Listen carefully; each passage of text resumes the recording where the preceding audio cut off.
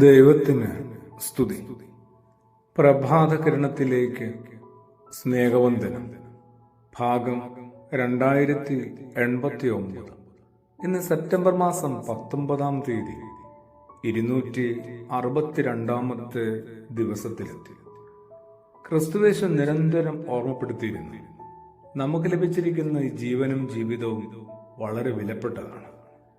എന്തുമാത്രം ശ്രദ്ധയോടും കരുതലോടും ജാഗ്രതയോടും കൂടി നമ്മൾ ജീവിതത്തെ കൈകാര്യം ചെയ്യാമോ അങ്ങനെ ആയിരിക്കണമെന്ന്. നമ്മളാവട്ടെ വളരെ ലാഘവത്തോടു കൂടിയാണ് ഓരോ നിമിഷത്തെയും നമ്മൾ ജീവിച്ച് തീർക്കുന്നത്.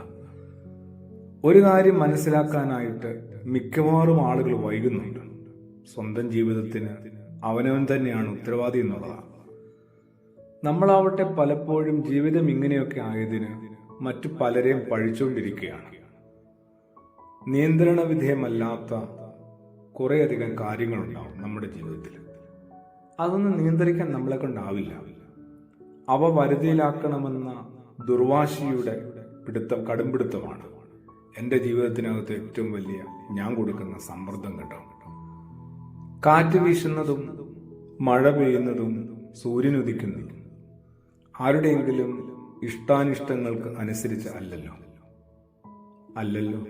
കൈപ്പിടിയിൽ നിൽക്കുന്ന കുറെ കാര്യങ്ങളുണ്ട്. പക്ഷെ എൻ്റെ ജീവിതത്തിൽ അവയിൽ ഞാൻ ഒരു കരുതലുമില്ലാതെ, അവയോട് ഞാൻ ഒരു ഗൗരവമില്ലാതെ സമീപിക്കുകയും ചെയ്യും.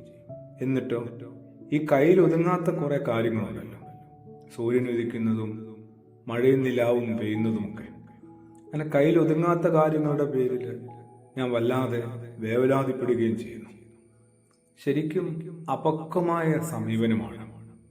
മാറ്റം വരുത്താനോ ക്രമീകരിക്കാനോ കഴിയുന്ന കാര്യങ്ങളുടെ പേരിൽ ഞാൻ കുറച്ച് ഉത്കണ്ഠപ്പെട്ടാൽ അതിനൊരു അർത്ഥമുണ്ട്, അതിനൊരു അന്തസ്സുണ്ട്. അത് പതിയെ ഒരു പുനർചിന്തയിലേക്ക് എന്നെ നയിക്കും. പരിധിക്ക് പുറത്തുള്ള കാര്യങ്ങളിൽ എല്ലാവരും ഒരുപോലെ നിസ്സഹായരാണ് കേട്ടോ. മഴയുടെ കാര്യമായാലും വെയിലിന്റെ കാര്യമായാലും. നിയന്ത്രണമില്ലാത്ത സംഗതികളെക്കുറിച്ച് എന്തിനാണ് ഇനി ആകുലപ്പെടുന്നത്? അവനവന്റെ പരിധിക്കുള്ളിലുള്ളത് നമ്മൾ ഇനി അവഗണിച്ച് കളയാതെയും ഇരിക്കുക.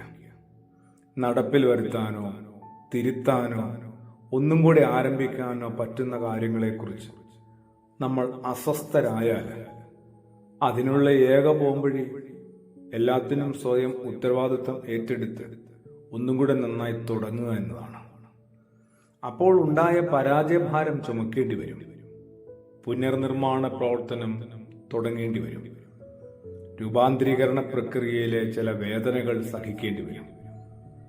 എന്നാൽ ഇങ്ങനെ അനാവശ്യ കാര്യങ്ങളെക്കുറിച്ചുള്ള ആകുലതയിൽ ഇരുന്നാൽ ഒന്നും ചെയ്യണ്ടല്ലേ. ജീവിതം എന്തുമാത്രം മൂല്യമുള്ളതാണ്.